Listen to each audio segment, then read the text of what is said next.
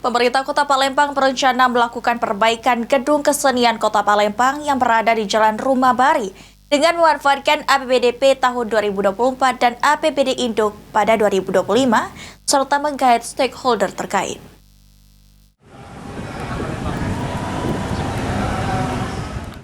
Pemerintah Kota Palembang berencana melakukan perbaikan gedung kesenian Kota Palembang yang berada di Jalan Rumah Bari. Menurut PJ Wali Kota Palembang, Uco Abdul Rauf Damenta, perbaikan gedung kebudayaan akan dilakukan untuk memberikan tempat bagi para penggiat seni dan budaya di Palembang. Tidak hanya perbaikan, beberapa bagian gedung yang hilang akan digali kembali. Perbaikan sendiri rencananya dimulai pada bulan September ini dengan memanfaatkan APBDP tahun 2024 dan APBD Induk pada 2025, serta menggait stakeholder terkait untuk memberikan tambahan dana.